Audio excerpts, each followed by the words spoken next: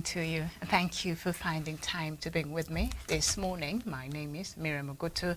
The show is Good Morning Africa, and being a Monday, I have so much to bring you up to date with things that happen across the continent from over the weekend, and I have you covered. But in the meantime, I'd like for us to go through the headlines this morning. Good afternoon, good evening, depending on where you're tuned in and joining us from. I'll start with the newspapers from Kenya.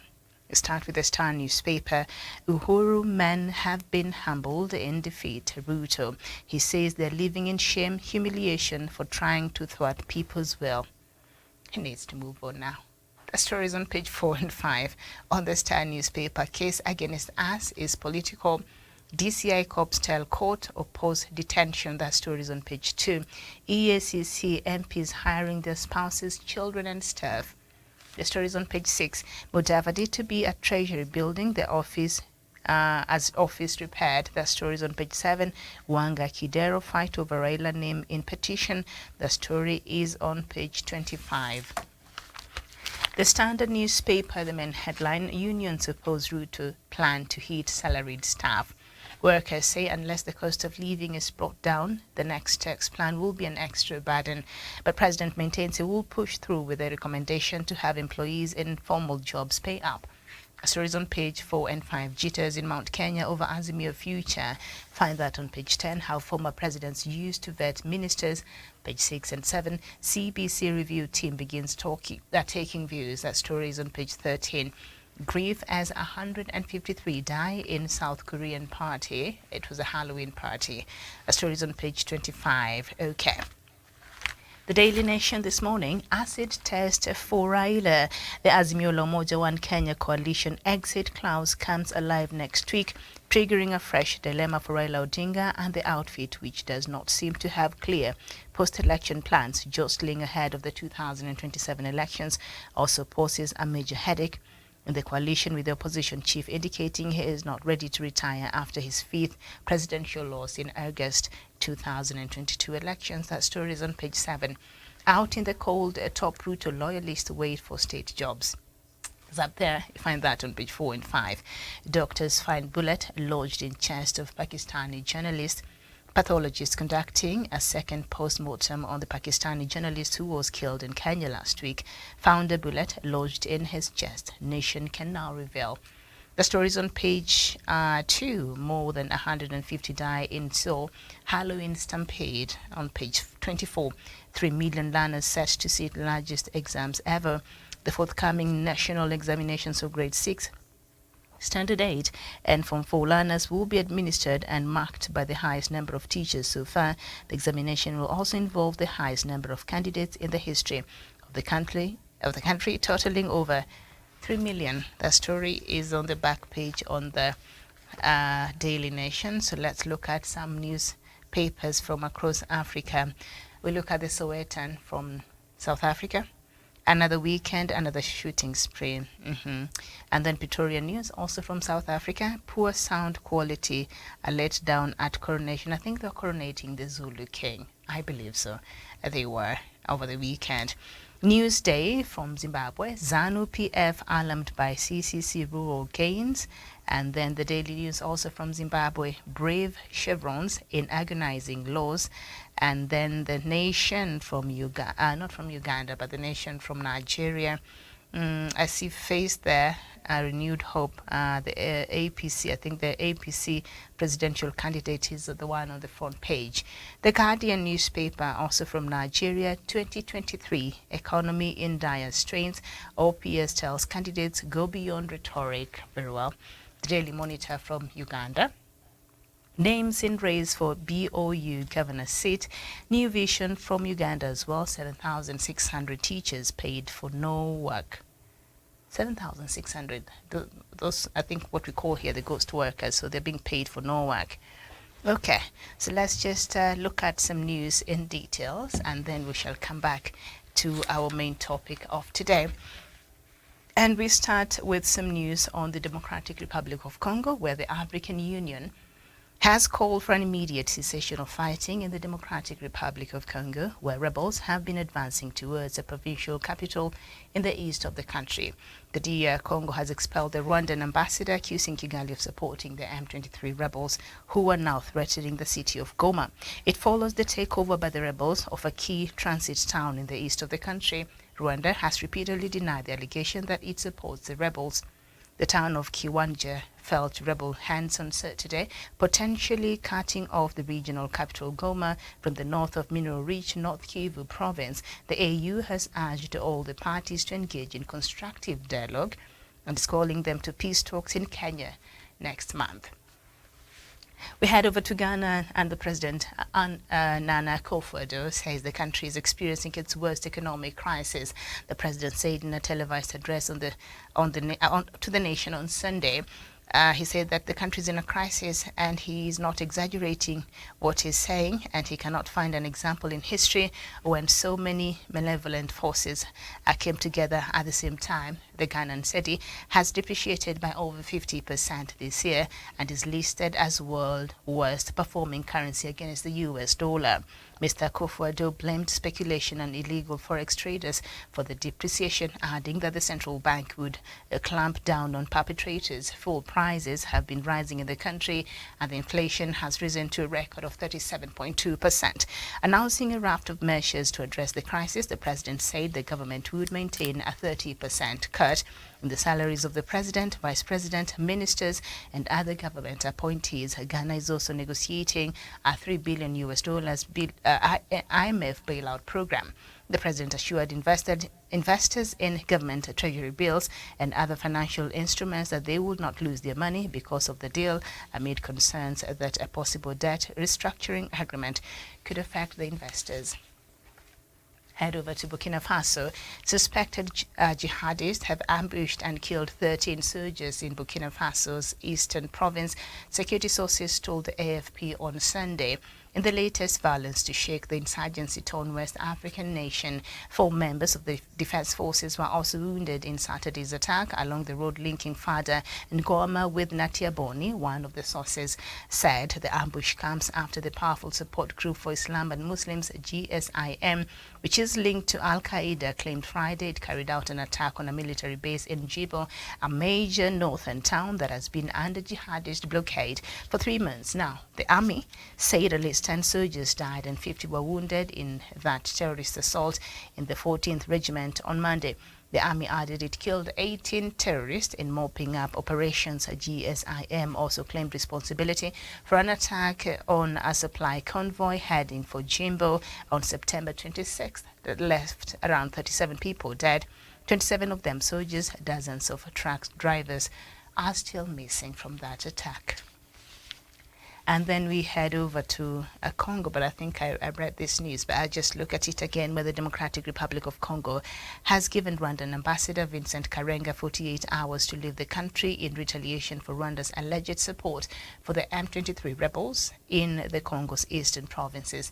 The rebel group, which Congo authorities accuse Rwanda of backing, but Rwanda denies, seized the town of Kiwanja in eastern Congo on Saturday, effectively cutting North Kivu's capital Goma off from the upper half of the province. 3 Kiwanja residents told Reuters that droves of fighters entered the town without significant resistance after a short spurt of gunfire Saturday morning. An AU intervention brigade, which has been supporting government forces, said in a statement that 4 peacekeepers were wounded in the fighting. The statement did not comment on the fate of the town. The Congolese army contingent protecting the town had departed the previous day. Residents said the army has conducted strategic retreats from populated areas to move fighting away from towns and protect the civilians. And still on matters Congo, the East African community is facing renewed pressure to avert simmering violence in the Democratic Republic of Congo and save the various tracks of diplomatic processes launched in Nairobi and Luanda aimed at solving multi-layers of conflict. But amid renewed fighting between the Congolese Army, FARDC, and rebel group M23, the regional bloc has signaled that military action in the DRC will be the last resort. Officials say they are concentrating on pushing the armed groups to join the negotiating table instead.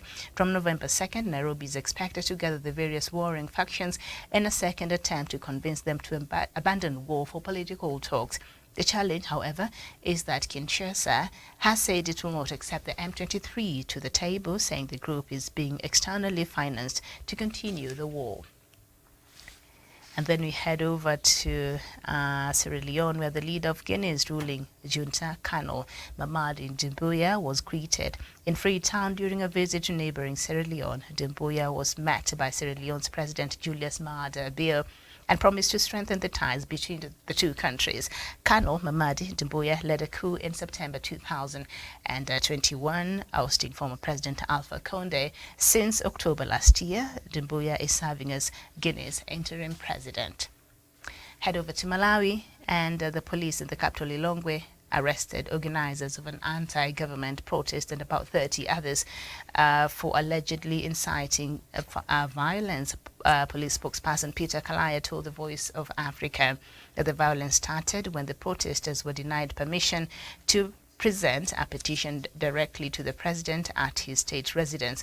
On Thursday, Mbele led a similar protest in Malawi's commercial capital, Blantyre, where protesters presented their petition to the office of the district commissioner. The march was organized to protest the high cost of living and alleged corruption in the Lazarus Chakwera's administration. Protesters also accused Chakwera of failing to fulfill promises he made during his campaign 2 years ago, when he said he would ensure food security to all Malawians and create 1 million jobs for Malawians once he took office.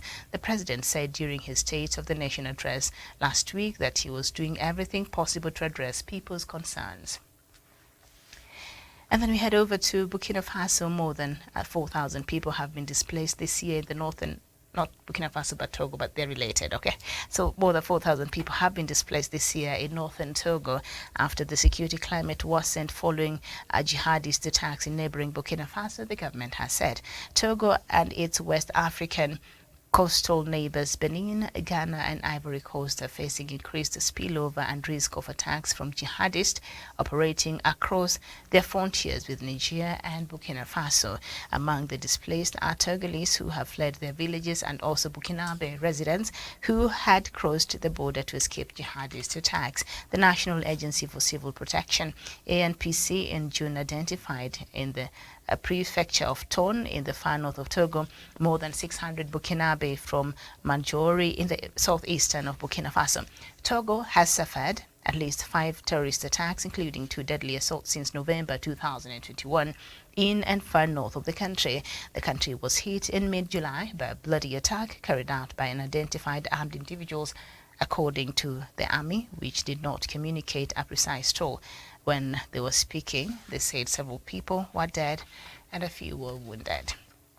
We go to Zimbabwe, or rather much as Zimbabwe, and President Cyril Ramaphosa of South Africa had some things to say about Zimbabwe, and South African President Cyril Ramaphosa has said that the wave of Zimbabwean economic refugees escaping poverty at home is straining the Southern African countries and called for an end to Western sanctions imposed on Harare.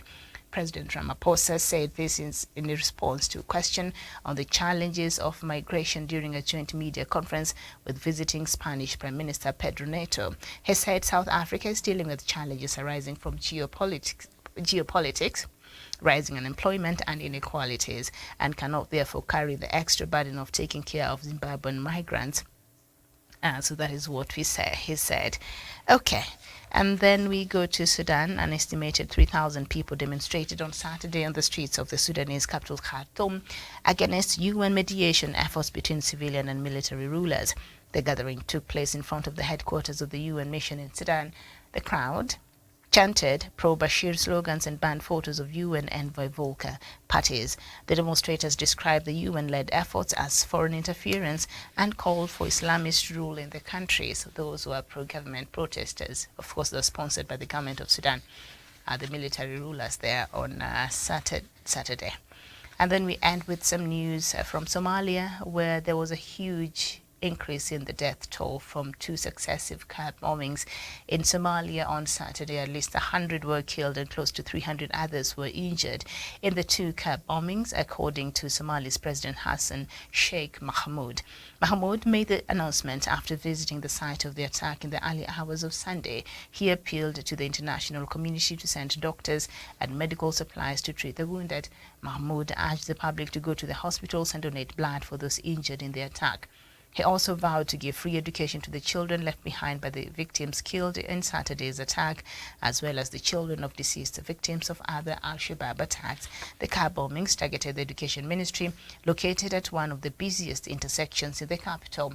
In a tweet before visiting the site, Mahmoud condemned the attack, saying it was cruel and cowardly terrorist attack on innocent people by the morally bankrupt and criminal Al-Shabaab group. The attack took place at Zobe Junction, site of the October 14, 2007 truck bombing, the deadliest single-day terror attack in Africa, which killed and injured 1,000 people. In that attack, Al-Shabaab did not claim responsibility, although an Al-Shabaab operative was convicted and later executed for coordinating the attack. This time, Al-Shabaab immediately claimed responsibility for the bombings, and that is the latest news from across the continent of Africa. I guess not too much good news there, really. It's just attacks after attacks, Somalia, Burkina Faso, Togo. I mean, the list just goes on. It seems to be in turmoil here. But there are some good news here and there, so we'll see. Okay, so you are now up to date. I'm joined this morning by Samuel Tawish, our in-house analyst and journalist from Nairobi. Tawish, a very good morning to you. Nice to have you on the show. It's been a while.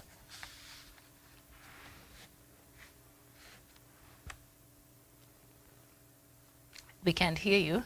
Maybe it's our side.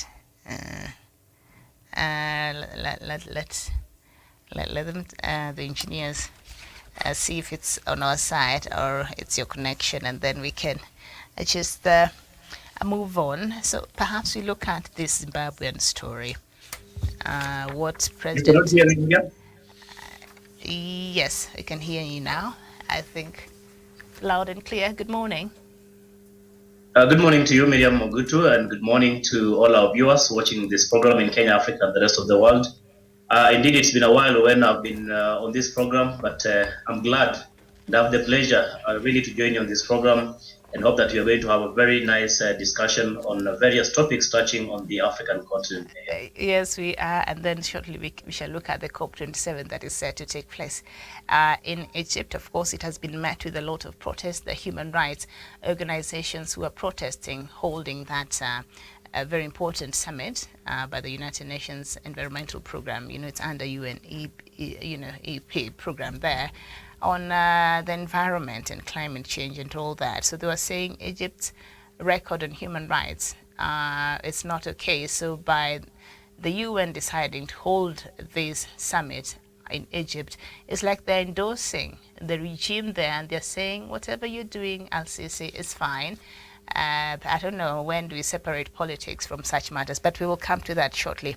Let's look at the sentiments by President Cyril Ramaphosa of South Africa and what he said, and I can understand where he's coming from. He's saying the burden of refugees or the people who are seeking for greener pastures in South Africa from Zimbabwe, and Zimbabweans who are not just in South Africa and other African countries, is becoming unbearable to SADC. And I'll just quote what he said. Of course, he was answering a question that was posed to him during a press conference with the visiting Spanish Prime Minister Pedro Neto. The one issue we have, that is what he said, which we often raise, which is normally dynamic to the situation of migration, is that of sanctions. Of course, he addressed the sanctions of Zimbabwe and how that is choking that economy, and the result and the ripple effect is that the country cannot sustain itself and its people, so Zimbabweans have to look for greener pastures elsewhere. But he said this is a real problem, and this is a real burden, not just to South Africa, but also to the rest of the SADC countries. As much as that is the truth, because we know.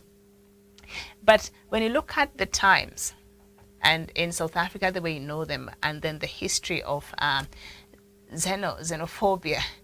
I don't know. Is there a better way he would have said that? Because this can easily spark some reaction from his countrymen. Absolutely, Miriam, you are correct. But again, Miriam, one important thing we need to underscore is that no one by design or deliberately really chooses to be a refugee, be it internally or otherwise. And for that matter, therefore, Miriam, I don't think it is important for anyone, for any nation, or for any person really to attempt to victimize or pass negative judgment on the part of the refugees, Miriam.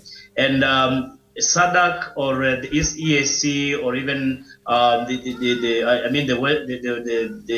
West Africa regional bloc should put into consideration the kind of treaties and agreements, international for that matter, that gives them, of course, that puts them under obligation really to host refugees in their countries. And Miriam, even as we continue talking about this, we must also stress this fact that our leadership in the continent of Africa must also be alive to the fact that these refugees do not just become refugees by themselves. It is because of the kind of leadership style that we're having in the African continent. It's because of the violence that we continue to experience in this continent, in most African countries, and most of which really are being perpetuated by those in leadership or those who are in pursuit of power, Miriam.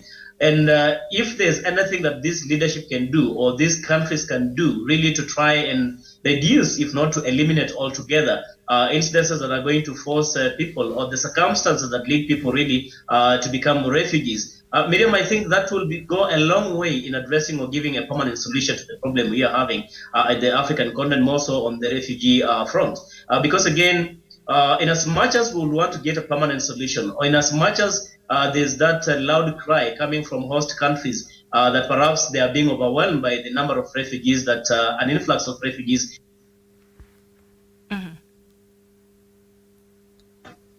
What is it that doing as a leadership to try and mitigate or reduce these incidences that lead people to become refugees? So I think that is where the discussion should be, and not necessarily crying and saying it's become more of a burden. Because Miriam, if for example look at Kenya today, Kenya and the rest of the East African regions and other other African countries have taken troops to Somalia to try and pacify that region. But even as we continue doing this, of course, we are alive to the fact that there are so many refugees who have come from Somalia who are being hosted in Kenya. And even at some point, Kenya was crying off the big burden of continuing to host this population, which continues even to increase locally here. So this is a tough balancing act, but by the end of the day, anything that must be done in cognizance of the human dignity that must not be compromised. And we must also look into permanent solutions to the problems that lead us to having these refugees, Miriam. Okay.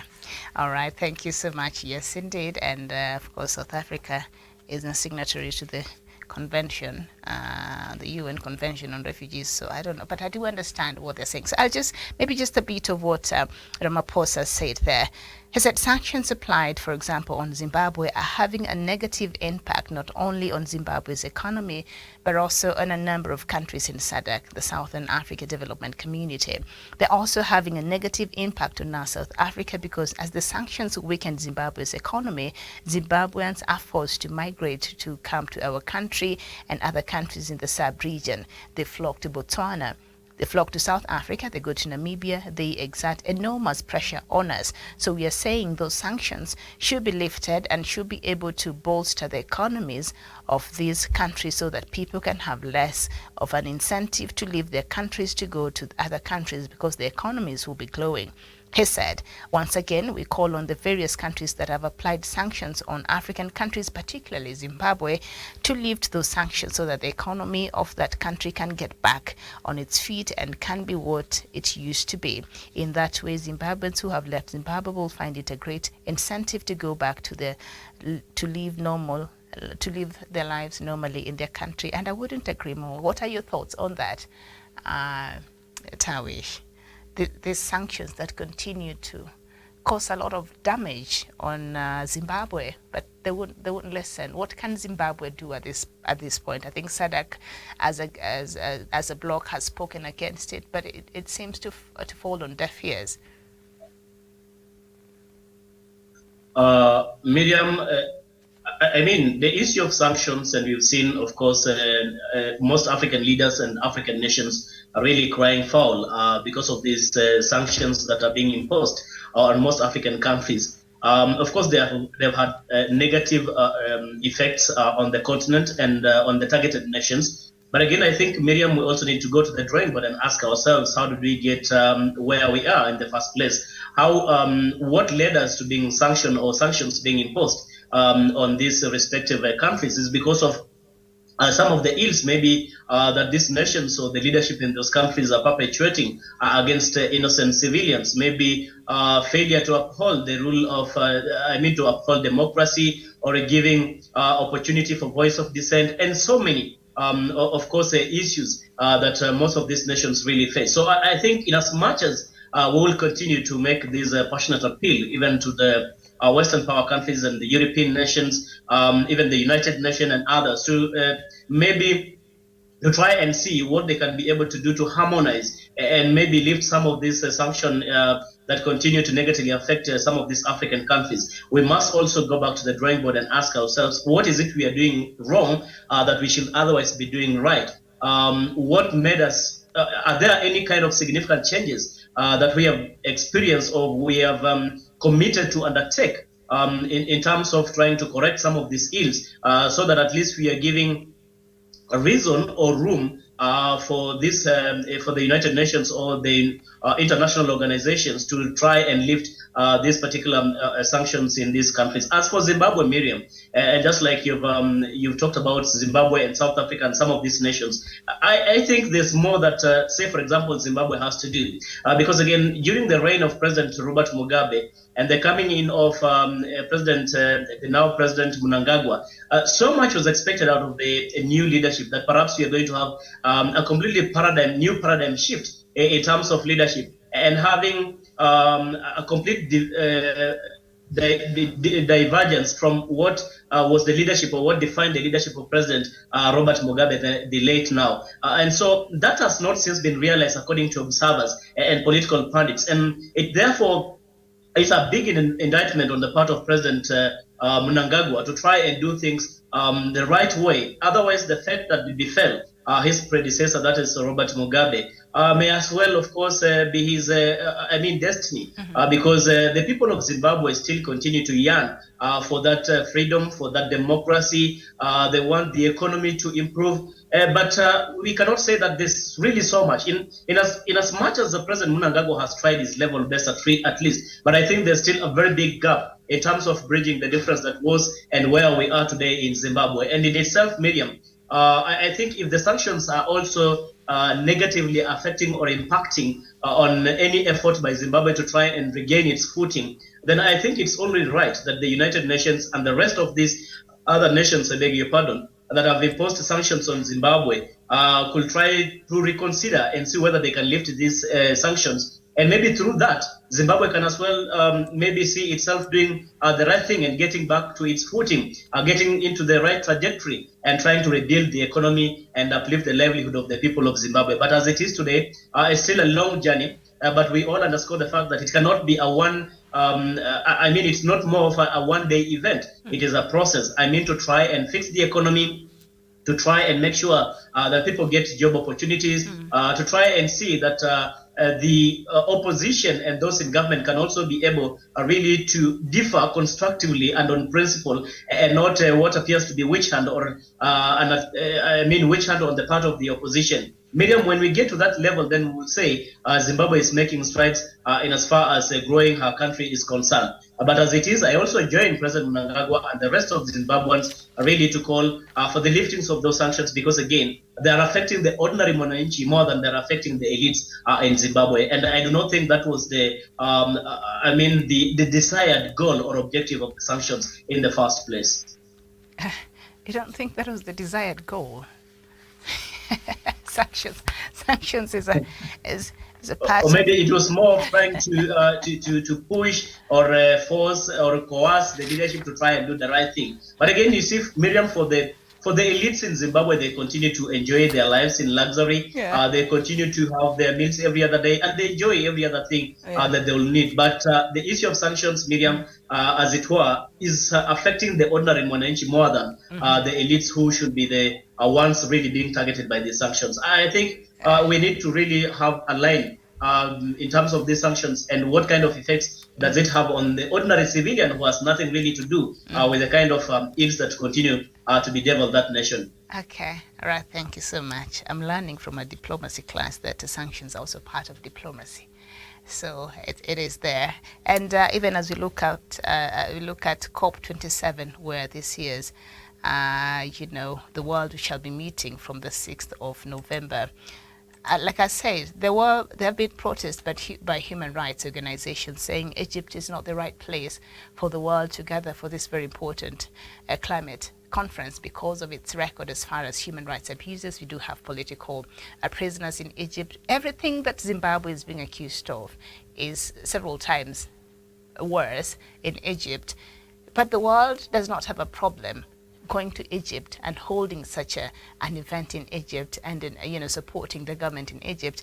But when it comes to Zimbabwe, it's just it's just another playing field. And I think Mnangagwa is just paying for what they consider the sins of former President Robert Mugabe. So I guess if the opposition were to come to power today in Zimbabwe, I'm sure the reaction will be different. So that is just my take. He continues to pay for the sins they perceive of former President Robert Mugabe since he served in his government years back. So I think, Doctor, a very good morning to you. Good morning.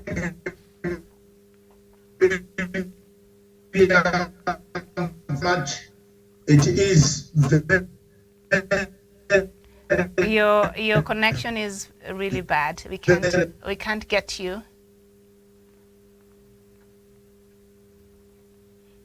My connection is very excellent. Your connection is very bad. We can't. It's cutting off. So if you can check it, that would be nice. Okay. So anyway, just a quick recap of what we are to expect in this year's climate conference. This year, it is taking place in Sharm el-Sheikh in Egypt against a backdrop of extreme weather conditions worldwide and energy crisis propelled by the war in Ukraine and scientific data, reiterating that the world is not doing enough to tackle carbon emissions and protect the future of our planet. Have I come in now? Yeah, but it's still very bad.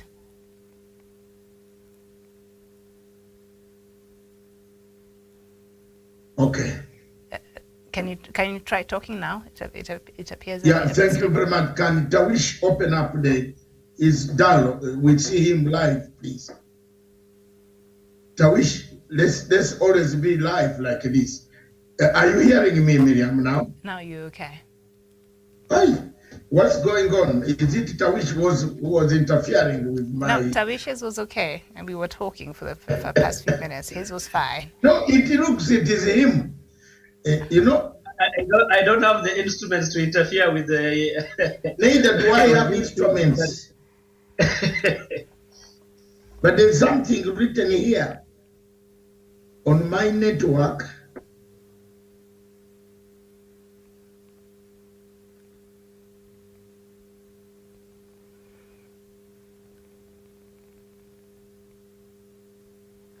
Okay, so while Doctor is working on his network, as I was saying, this year's climate conference, the UN climate conference, is coming on a backdrop of so many issues that the world is dealing with, including the energy crisis, the extreme weather patterns. We've seen how that is affecting the drought and famine that is being experienced in parts of the world.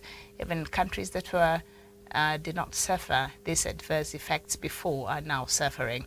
And you know, the Secretary General has said COP27 must deliver a down payment on climate solutions that match the scale of the problem. So we wonder if the leaders of these countries that are great emitters of this dangerous, fumes and carbon emissions are going to deliver on their part. So just a quick look at the history of these COPs. The COPs are the biggest and most important annual climate-related conferences on the planet. In 1992, the UN organized the Earth Summit in Rio de Janeiro, Brazil, in which the UN Framework Convention on Climate Change, UNFCCC, was adopted, and its coordinating agency that we know now as the UN Climate Change Secretariat was put into place. And in this treaty, nations agreed to stabilize greenhouse gas concentrations in the atmosphere to prevent dangerous interference with human activity on the climate system. So far, 197 different parties have signed it. Since 1994, when the treaty entered into force every year, the UN has been bringing together almost every country on the earth for global climate summits, or COPs, which stands for Conference of the Parties. So Conference of the Parties 27 this year. So when you hear COP, that's what that means. And during these meetings, the nations have negotiated various extensions of the regional treaty to establish legally binding limits on emissions. For example, the Kyoto Protocol in 1997 and the Paris Agreement adopted in 2015, in which all countries of the world agreed to set up efforts to try and limit global warming to 1.5 degrees Celsius above pre-industrial temperatures and boost climate action financing. And this year marks the 27th annual summit of the COP27. Okay, that is just a brief history there for us to understand the background of why it was important even to set this. And Tawish, yesterday we had this conversation. We missed you on the show yesterday, but we were just looking at especially the place in Africa as far as climate change is concerned. And I know, as the UN Secretary General asked if at all these countries and leaders who are the greatest emitters of these carbon emissions, you know, US and China, they had agreed to put some money to help the developing countries in fighting, because we are the least emitters, but we get to suffer the most. And none of these countries or leaders have honored that commitment. So it's wondering, will they be able to put down the down payment this year? Will they be able to deliver? But what is it that we can do on our part as Africans to ensure that we are able to curb the effects of these carbon emissions in our own countries without maybe external funding? Is there anything that we can do even as we wait for the external funding? Thank you so much, Miriam, and thank you for that question. And Miriam, my biggest worry about the issue of climate change and the conferences that we continue to have every now and then, it is really why we continue to have a string of boardroom meetings and conferences about climate change and what we can be able to do in terms of mitigating the effects of climate change, more so in the African continent, Miriam. We've seen so many of these conferences being held not only here in Africa, but also globally in the European nations. We've seen these conferences being held. We have seen leaders converge together, give, so much in terms of what is the perspective and what has to be done to try and deal with this kind of the effects of climate change. But Miriam, I think the problem and what we are lacking is action accompanying these conferences or whatever kind of resolutions that we continue to pass every now and then. Because again, it does not really make any sense to even have these meetings in the first place, let alone being held in Egypt for that matter. But why should we even continue having these meetings every other time when we cannot have even a stock taking in terms of how we have performed? Have we given ourselves timelines? Have we given ourselves assignments that we are supposed to accomplish, say by a given time? That now, when we are getting into these conferences like it were in Egypt, then we are able to look into to carry out an audit about how we have been able to perform or put action into the kind of agreements that we signed in the previous conferences of similar nature. I think we are not doing we are not doing so much for our people in terms of the leadership.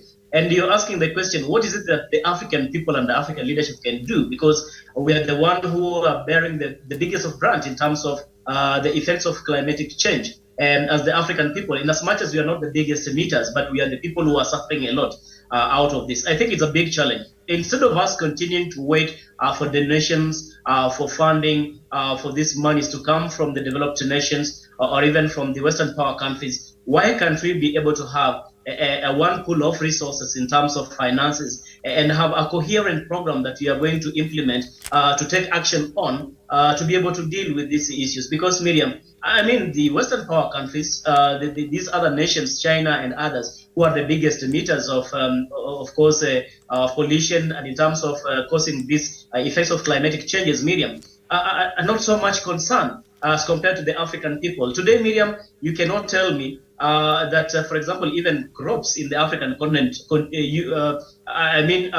being cultivated the way they used to, say, 10 or 20 years ago. There's a lot of impact in terms of the environment we are having today. And all of this, Miriam, has largely been contributed by the effects of climatic change. So in essence, what I'm trying to say, Miriam, is that it is time we need to put our heads together. It is time we need to consolidate funds and have one pool in terms of resources by the African people and the African leadership, so that we are able to now have a program on how we are going to deal with this issue of climatic change, Miriam. Otherwise, if we continue sitting down pretty and looking up to the West and say maybe China, we will continue to suffer and will not have of course, will not have, will not have a space to give to our future generation, or rather, will have given a polluted space to our future generations. So, for us to save this space, to save the environment that we have, Miriam, let us consolidate and bring the resources together so that we become, for once, independent in terms of even the financial muscle. We become, self-reliant in terms of resources, and we stop or even reduce this over-reliance on the Western power countries and, say, China for funding of some of these critical projects or initiatives that really matter to our nations and to our people and to our future generations. Okay, thank you. So last year's COP26, which marked 5 years since the signing of the Paris Agreement, 1 year was skipped because of the COVID pandemic, culminated in the Glasgow Climate Pact, which kept the goal of curbing global warming to 1.5 degrees Celsius alive, but with a weak pulse, as the then UK presidency declared. Now, advancements were made to make the Paris Agreement fully operational by finalizing the details for its practical implementations, also known as the Paris Rulebook. At COP26, countries agreed to deliver stronger commitments this year, including updated national plans with more ambitious targets. However, only 23 out of the 193 countries have submitted their plans to the UN so far. 23 out of the 193 countries that were present and had agreed, only 23 have actually submitted their plans on how they plan to honor some of these commitments. 23 out of 193, Doc. Obviously, the commitment by the countries is lacking here. Also, for Medium, thank you very much. I would like, and thank you very much, all of you. Tawish, live in Nairobi, thank you very much. This is, I'm sorry for the interruption. There's a new network that I wanted to bring today, which overread everything. And that's why I hope you are hearing me properly now. It's okay now. Go ahead. Now, first of all, Miriam, this is a saga. It's a political saga. It's a comedy. It's a drama. I mean, look, the British government down here is telling their prime minister not to go to this summit because people are going to ask for money. And they are saying there's no money here now to give to anybody.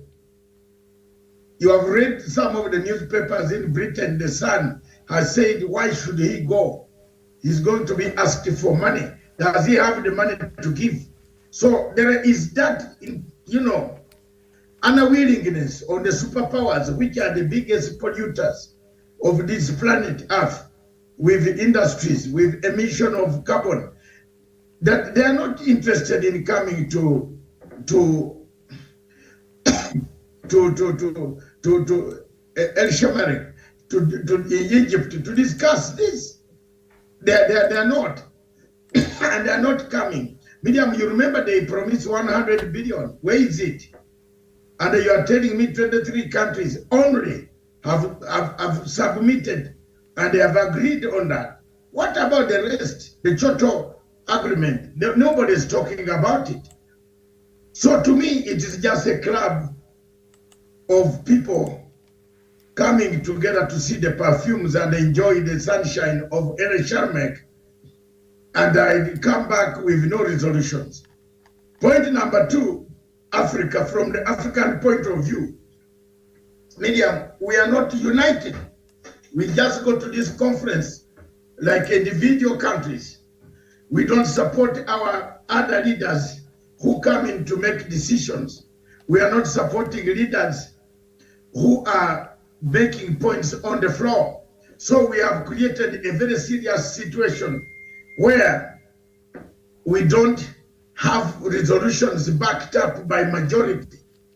And the resolutions that are backed up by majority are not seen at all by us. So this is a sorry state, and I don't think Africa will gain anything out of this conference. As I was being interviewed this morning, very early in the morning, by South African Broadcasting Corporation, a clip that I will play in the second, on top of the hour in my second Matanga Global Trends, you will see that clip, you will hear what I've said. Let them pay the other money first. They see the money on table before we spend the little to go there. Before.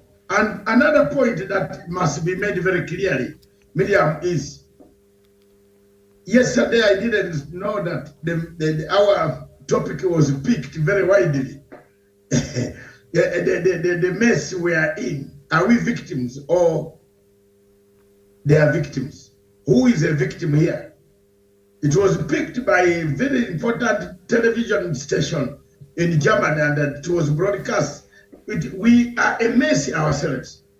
You know, there is a country in Africa that encourages people to cut the forest and build industries. I don't want to mention the country and the name, but Miriam knows that country. You have seen arguments over land, over a forest that has been eaten, that used to come close to the roads. There are no more trees. If you go to Congo, why is Congo bleeding? Why are people fighting for Congo, for example? From my point of view here in London, I believe people are still fighting because the resources of these nations are being taken out of Congo and are being exploited. As they do the resources, Miriam, 2 things are coming out. We lose double. We are losing the resources, and we are also having the impact of the climate change, the floods, the Horn of Africa now. Let me, this morning I have a problem now, and since Miriam has brought this topic, I have a very serious problem on COP. The northeastern part of your country, Kenya, can produce solar power that can irrigate the whole area for years and years and years to come. Did you know that? It can produce solar power that can be used to drill to get water out of the ground and irrigate farms and farms. We need to go to Israel and see how Israel has used the solar power and other methods to change the soil of a desert that they had. We have not done that. But instead, in Africa, you have people loading all the whole office in a plane, business class. We are going for benchmarking.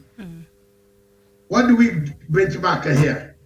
Do we go to buy perfumes for our best ones, loved ones, or items in these countries? Is there a team that goes to Israel to see how solar panel, same arid place? Today we are calling for a lot we are calling for, Miriam, we are calling for donors to come and give us food. Why are we not calling for experts to come and tell us how we can use the solar so that next year, when the drought comes, it will find us with panels of solar that can pump water from any flood region up to where we can feed our camels. I don't know whether I'm making any sense there, Miriam. Back to you. All right. Yeah, we are unable to take advantage of our rich natural resources. That includes the good sunshine that we enjoy. That is very unfortunate. But am I making sense on Tawish? Am I making sense that, and Miriam, that instead of calling for relief, we are not saying we should not call for relief. Since I knew Kenya, this area of Kenya has been calling for relief. There is no year that passes without the same area experiencing the extreme conditions. Experiencing drought. Isn't it time today, as Africans, 60 years of independence, isn't it time today, as Africans on this continent, isn't it time to change our, Miriam, you made a point, diversification of our agricultural methods. Isn't it time now? Can't we harness the sunshine which is in plenty? Is it wrong for God who has given us that sunshine? Are you the one who manufactured the same arid area? Are you the one? Are you the one? It is God who manufactured the same arid area and they left it there. But he wanted also, he did not deny this same arid area, everything. He put there sunshine. And in this current dispensation of 2022, solar panels in the rest of the world, however expensive they are in installation, the people of northeastern Kenya and Uganda, Karamoja, where in Somalia, everywhere where this famine and starvation and the drought in Ethiopia, should think of installing the solar system, not only looking for a dam. Some things, they think you are very stupid and you are loud mouth. Isn't it? Are we not biting our pie? Are we not biting our pie now, Miriam? How many times have we talked about this? The conflict in Ethiopia is not that Ethiopians have not been living together, but the conflict is resource. You have touched the river Nile that gives Egypt the livelihood. Therefore, Egypt has used its military power. And they don't go to this conflict that you are solving a problem. His Excellency President Kenyatta should widen his scope and learn more about this conflict. I'm telling you in the name of God. And the time has come for me to speak the truth about this. We are not going to sit in conferences. Let's see honestly what is taking place. The problem of that war in Ethiopia, of Tigray, is the dam. If you don't solve that problem of the dam, Egypt will pump the guns into Tigray, and Ethiopia will never be peaceful. Nyenye, what do you want? We wasted the little money that we are going around doing. Listen, listen. But Doc, what will be the solution now? Because the dam is 85% done. Surely. We have to sort of share the water. That's the solution. Ethiopia has to agree to share some water with Egypt, and that war will end in a few minutes. But the water is still reaching Egypt, maybe not in the same magnitude, but they're still receiving their water. No, if the dam is full completely, Egypt will suffer. But Ethiopia also said, I'm holding brief for Ethiopia. Ethiopia said it will be filling the dam during the rainy season. My sister. Let's allow. Yeah. Tawish, you think I'm on a wrong footing here? Have you seen? No. Tawish, this is a discussion. Don't allow me to discuss and help me, Miriam. The truth is this. Why is that war 2 years ago? We have been living together as an Ethiopia. We have been having problems, but not to this level. Now the problems have gone beyond the level that a war has broken out. Eritrea has come in. Egypt has come in. The truth is that behind Eritrea, there is someone pumping in guns. Let's be honest. And if we are to solve this problem, we have to solve it that way. Now, why is Egypt so much concerned about a dam which is being built on River Nile, which will deny it the water? Let's go back to the agreement of 1954. What does the agreement say for the water? If I was a negotiator in South Africa, I would first of all ask these guys, the main cause of this war, Tigray is used as a proxy.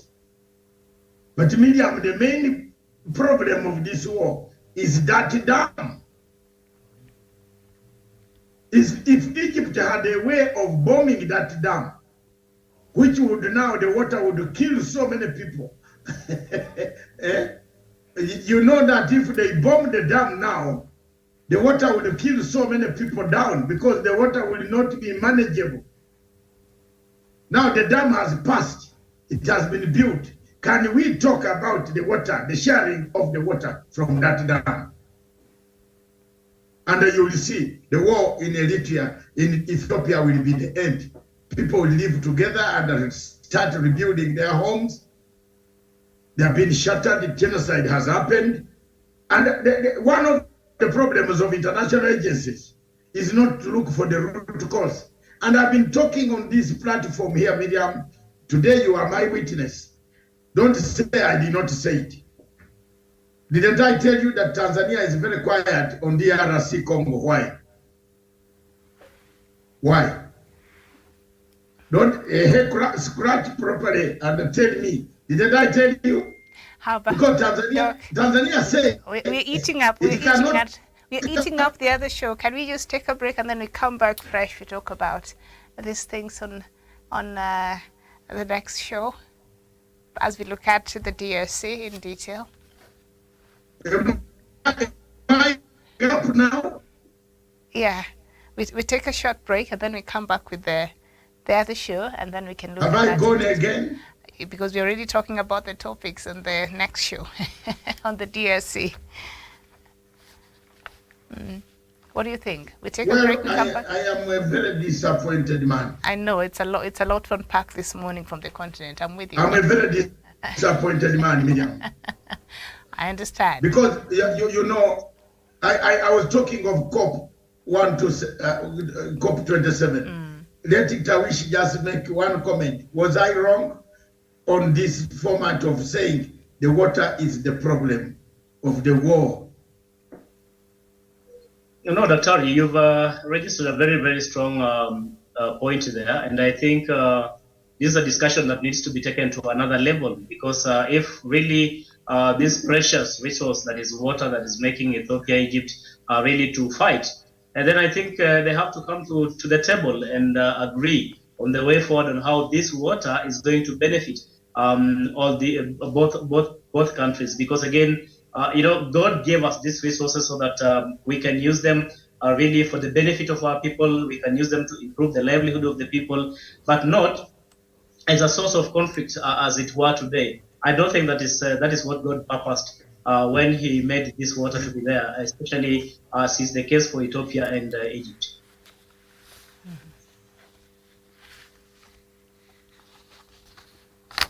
Okay. Thank you.